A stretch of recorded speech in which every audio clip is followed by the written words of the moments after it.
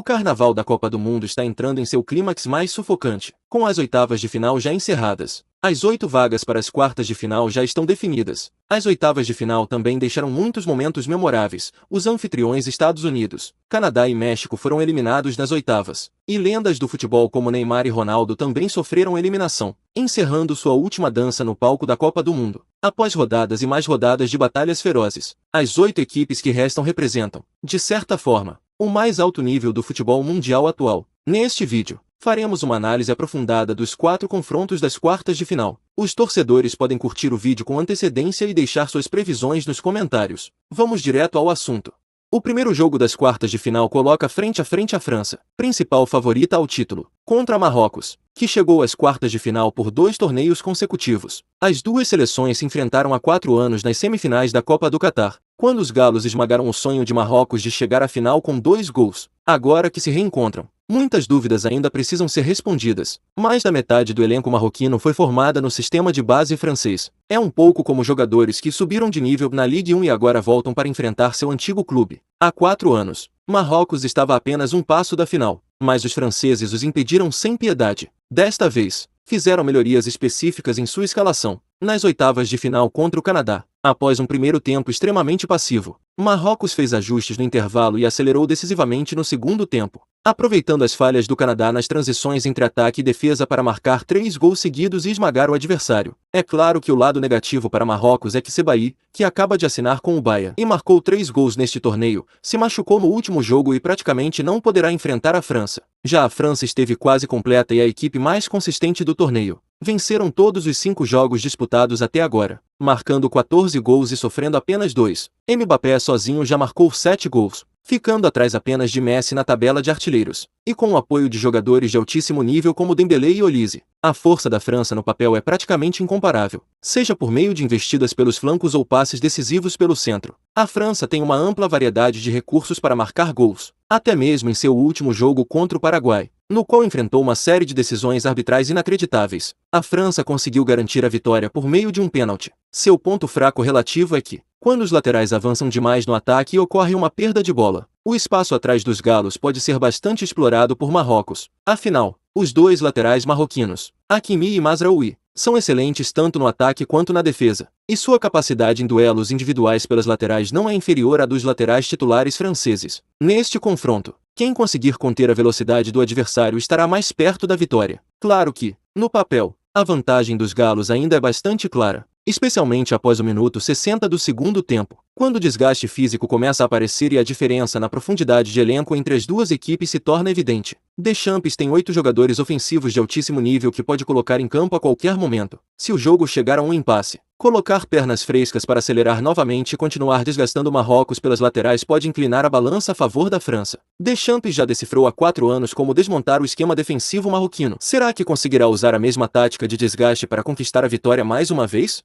Em seguida, voltamos nossa atenção para um duelo entre 2 seleções europeias. Uma das favoritas ao título, a Espanha, enfrenta a Bélgica, que atravessa o crepúsculo de sua geração dourada. Nas oitavas de final anteriores, em um clássico ibérico, a Espanha superou Portugal por 1-0 graças a um gol tardio de Merino. Após empatar com Cabo Verde em sua estreia, a Fúria tiveram um início um tanto irregular, mas venceu todos os jogos desde então. Ainda mais notável é o fato de que o gol espanhol não foi vazado em nenhum momento do torneio até agora, incluindo o jogo contra o Catar. A equipe de La Fuente já encadeou 6 jogos consecutivos sem sofrer gols, estabelecendo um novo recorde na história da Copa do Mundo. Já seu adversário, a Bélgica, protagonizou 2 surpresas seguidas na fase eliminatória. Apesar de não ser totalmente favorita, primeiro conquistou um milagre nos últimos minutos para vencer o Senegal, e depois goleou por 4-1 a muito criticada anfitriã, os Estados Unidos, os diabos vermelhos da geração dourada europeia. Mesmo com suas antigas estrelas aposentadas ou em declínio, tem se apoiado em um desempenho mais coletivo para voltar a se classificar às quartas de final. A rivalidade entre essas duas equipes não é nova.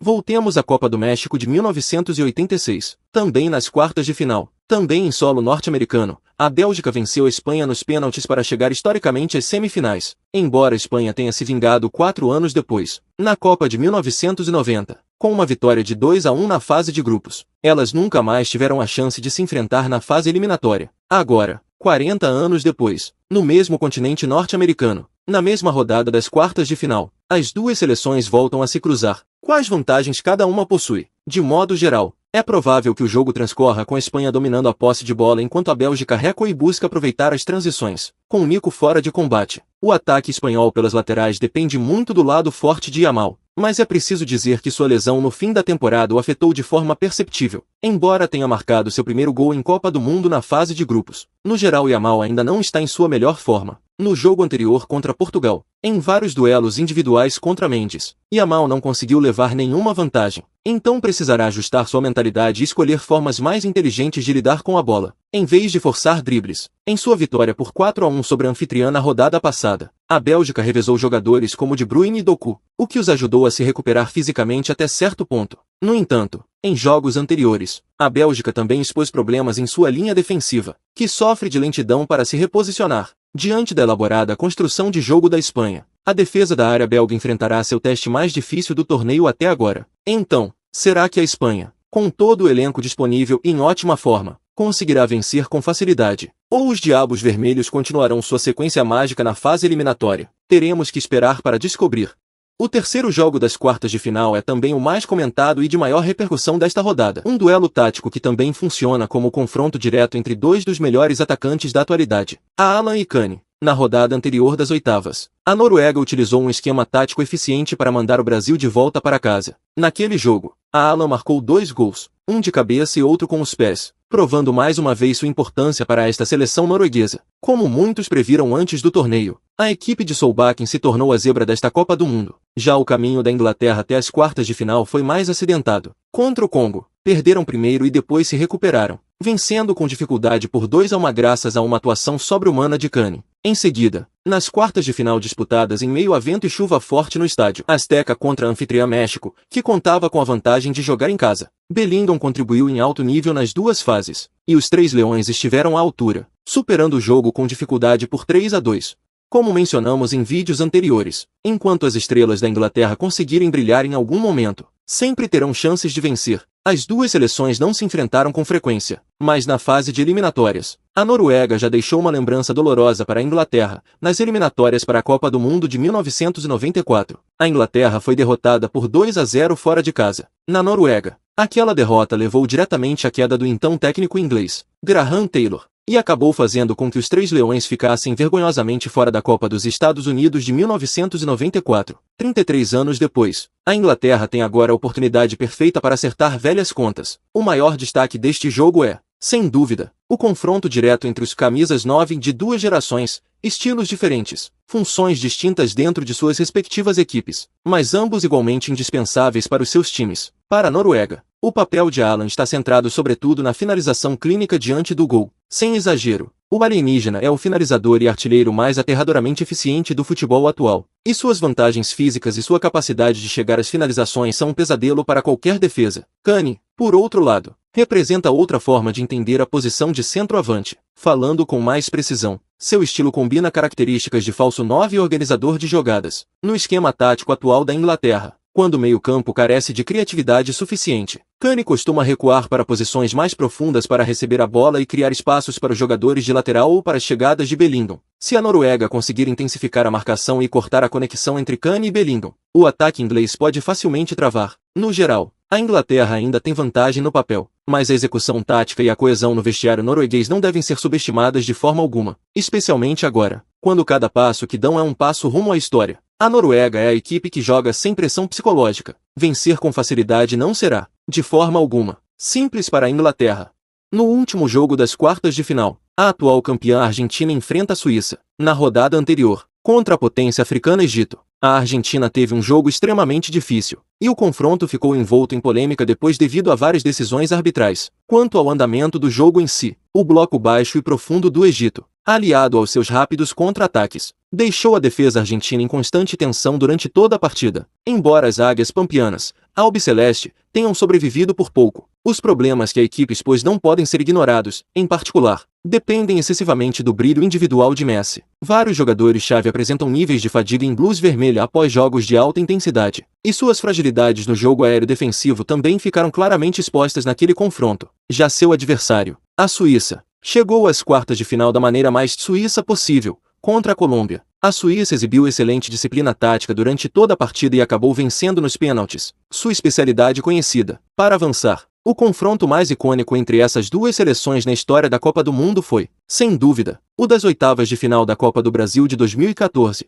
Naquele jogo, a defesa fechada da Suíça sufocou completamente o ataque argentino, e a partida foi para a prorrogação. Aos 118 minutos da prorrogação, Messi conduziu a bola em uma longa corrida solo pelo meio-campo, superou vários defensores e depois lançou Di Maria pela direita, que finalizou para o que se tornaria o gol da vitória. 12 anos depois, Di Maria, autor daquele gol decisivo, já se aposentou, mas Messi continua entregando atuações de nível mundial. Se Messi marcar neste jogo, alcançará a extraordinária façanha de balançar as redes em 10 jogos consecutivos de Copas do Mundo. Desde as oitavas de final contra a Austrália na Copa de 2022, Messi iniciou sua sequência artilheira, contra Holanda, Croácia, França, e agora continuando ao longo da fase de grupos e da fase eliminatória deste torneio. Sua sequência de gols em Copas do Mundo nunca foi interrompida. Diante do ferrolho defensivo da Suíça, será que Messi conseguirá fazer mágica mais uma vez e protagonizar outro momento histórico? Do ponto de vista tático, se a Suíça quiser dar a zebra, poderá se inspirar no esquema do Egito na rodada anterior, acumular efetivos no meio-campo para atrapalhar constantemente o jogo do adversário e depois buscar oportunidades de contra-ataque pelas laterais. Se a Argentina quiser resolver o jogo em 90 minutos, não poderá depender apenas de Messi.